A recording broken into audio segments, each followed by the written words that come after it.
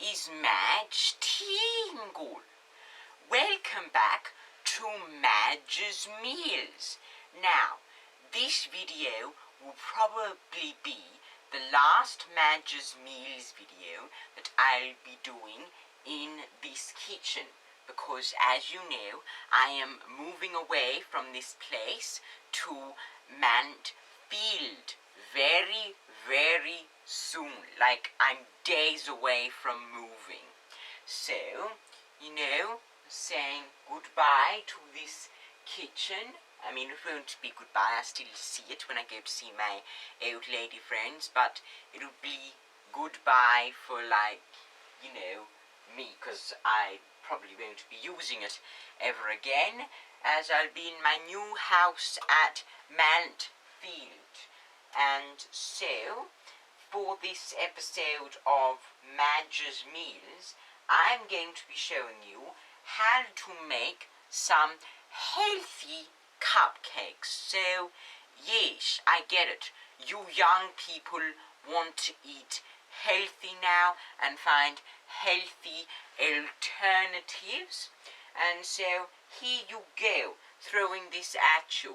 I know that you young people, especially like little children, you like to eat your cupcakes, but they are really bad for you. They are full of sugar, and you know, you children will have lots of friends that you can go to birthdays at, and there will no doubt be cupcakes there. But with this one, you can have these cupcakes instead, because they're just way healthier for you kids. So, yes, it's got less sugar in it, and they're really easy to make. So, yes, you're going to need creamed sugar and butter, 2 eggs beaten into the creamed butter and sugar, some vanilla so you can taste it, as these are vanilla cupcakes, flour, raising agents and salt, and they'll be stirred along gradually with Greek yogurt and milk. And yes, so also for the frosting you'll need white chocolate and some cream cheese. So yes, let's just get in to the ingredients. So you'll need half a cup of butter, or third a cup of butter, it doesn't really matter. Just go with what'll work. You'll need half a cup of sugar, 2 large eggs, 1.5 tablespoons of vanilla essence, 1.5 cups of plain flour, 3¼ teaspoons of baking powder, 1/4 teaspoon of bicarb of soda or baking soda. I don't know what you young people like to call that stuff these days. 1/2 teaspoon of salt, 1/3 cup of Greek yogurt, and 1/3 cup of milk. And then there's this frosting, the 2 ingredient frosting, and you need for that 9 ounces of cream cheese, or 1 cup, a little extra. I use the full fat or the light cream cheese at room temperature. Either or will be fine. You'll need 7 ounces of white chocolate, or just a large bar of white chocolate. And also, I know that this is a 2 ingredient frosting, but you can also add a 3rd ingredient. Sprinkles or hundreds and thousands, like seriously, what is with these different names for things? Just stick to one. But that, of course, is optional. You don't have to do it. So, the first thing you're going to do is you're going to preheat your oven to 180 degrees Celsius. And I cannot emphasize this enough. You need to preheat your oven, because if you're in a rush and the oven's not heated up, the things are not going to cook very quickly. Now, in a medium mixing bowl, not too small so it doesn't spill everywhere, and not too big so it doesn't like move around everywhere, you'll need to cream the butter and sugar together with a handheld or stand whisk for 2 to 3 minutes until they're light and fluffy. Make sure that the butter's soft. You don't want it to be hard, because otherwise it's not going to cream properly. Or it actually will, but it will take quite a long time. Then you'll need to beat in the eggs, one at a time. Beat them in one at a time, not both at once, one at a time, for about a minute until they're about well combined. Then you're going to briefly whisk in the vanilla. Don't over whisk it. Now in another smaller bowl, you'll see you'll need separate bowls for dry ingredients and wet ingredients. You'll need to mix together the flour, the baking powder, the baking soda and the salt. And then you're going to add half of the flour, half of the yogurt and half of the milk to the butter, sugar and eggs mixture, and you're going to whisk again until it's combined. Just combined. Do not over mix it. Don't over mix it. I know you kids like to have a lot of fun with mixing it and splashing it everywhere, but you cannot over mix this batter.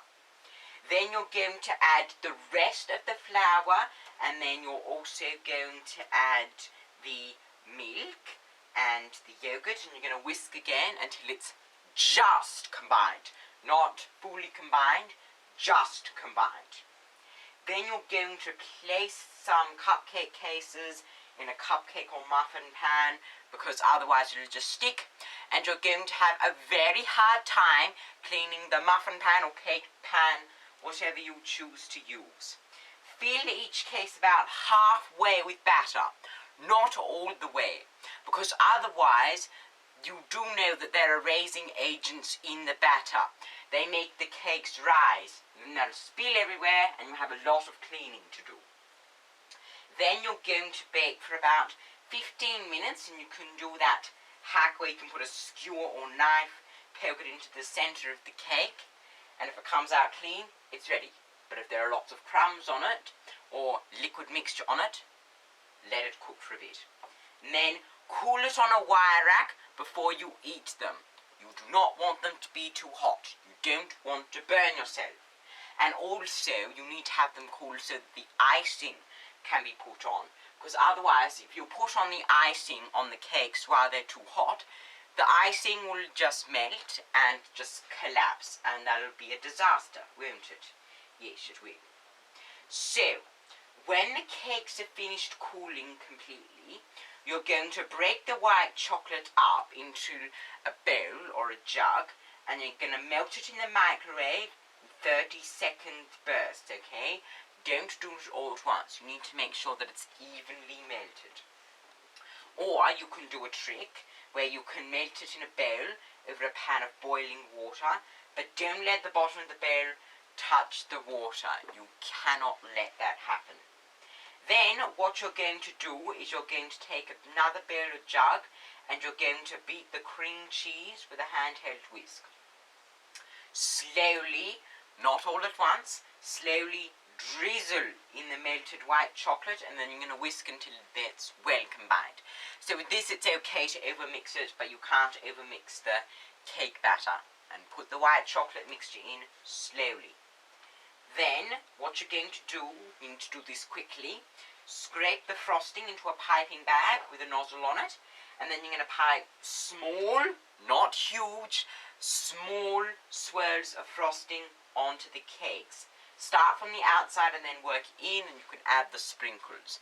You need to be careful, because otherwise the cake will overflow and it's going to be very messy. And we need to keep ourselves clean. It's very important. We need to be clean and proper.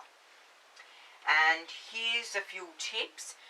When you're creaming the butter and sugar, do it for about 2 to 3 minutes. You have to make sure it's really light and fluffy. And then your cupcakes will be really nice and fluffy. And then you're going to whisk in the eggs one by one for a minute or so longer. And then piping like quickly to frost the cakes before the chocolate will set. You need to do it quickly, because otherwise the chocolate will set and it's just not going to work. You're going to pipe it in like slowly, but not too slowly, but carefully, okay? And don't go overboard, you only need a swell, and you also don't want to run out of frosting, do you? Make sure everyone gets their fair share of frosting. And you can freeze these cupcakes, obviously, like, they taste better when fresh, but you can freeze them in a large container, store them upright. You don't want the frosting to get squished. But yes, there you go.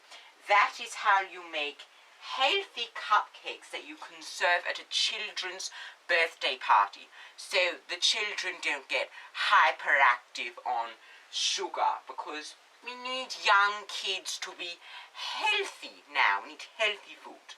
So now you can, with these healthy cupcakes, and they won't throw tantrums when they're forced to eat like carrot sticks or celery sticks.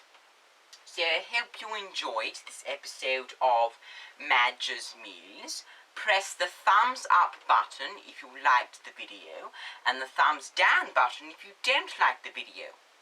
And then you can subscribe for more Madge's Meals or something, whatever.